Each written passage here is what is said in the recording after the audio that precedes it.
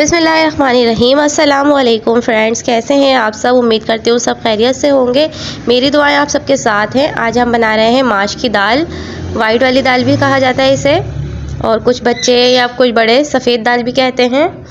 ये माश की दाल भुनी हुई बनती है और बहुत ही मज़े की लगती है। और इसको हम थोड़ी देर अच्छी तरह से बीन लेंगे, साफ़ कर लेंगे। पानी में मैं इसको 5-10 मिनट भिगोऊंगी और अच्छी तरह से वॉश कर लूँगी। फिर एक देगची में पानी गर्म करने रखती हूँ मैं इसके लिए, और इसको मैं बॉयल करूँगी। और ये बहुत ही कम मसाले में और बहुत ही मज़ेदार की लगती है, मज़ेदार बनती है बहुत ज़्यादा। और मेरे जो ससुर हैं वो तो इस दाल को बहुत शौक़ से खाते हैं, उनकी तो ये फेवरेट दाल है। और इसमें मैं थोड़ा सा नमक ऐड करा है पानी बॉईल करके, इसमें दाल ऐड कर दी है मैंने, और थोड़ा सा अदरक लहसुन का पेस्ट ऐड कर रही हूँ। इसके बाद ये अच्छी तरह से गल जाएगी। तो फ्रेंड्स, हम इसको अच्छी तरह छान लेंगे पानी इसका। इसके बाद एक पैन में ऑयल गरम कर रही हूँ। मैंने एक अदद प्याज ली है। इस प्याज को हम इतना फ्राई कर लेंगे, गोल्डन ब्राउन हो जाएगी ये।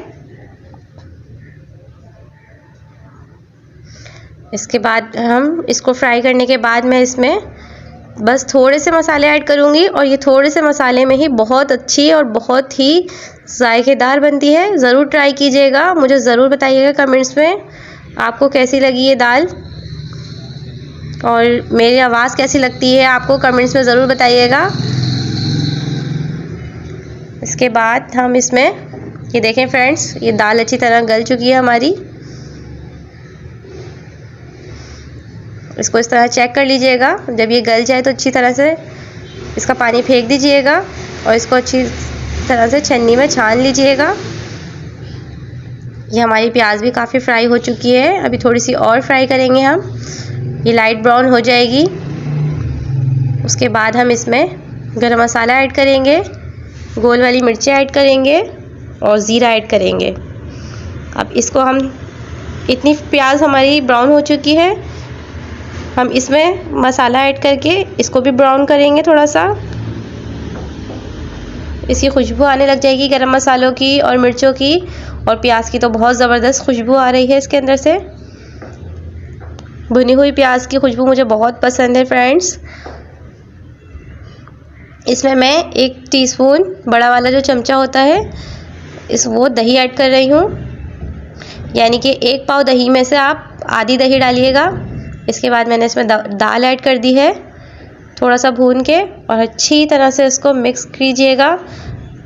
और थोड़ा सा नमक ऐड करूँगी अब इसके अंदर, क्योंकि मैंने दाल जब भिगोई थी और बॉईल करी थी तो उसमें मैंने नमक ऐड करा था, अदरक लहसुन ऐड करा था। इसके बाद हम इसके अंदर अच्छी तरह से इसको मिक्स करेंगे, और अपने टेस्ट के मुताबिक नमक ऐड करूँगी इसके अंदर। और फिर इसको मैं 5-10 मिनट और ढक के पकाऊंगी। उसके बाद इसमें हरी मिर्चें और हरा धनिया और कटी हुई अदरक ऐड करूंगी।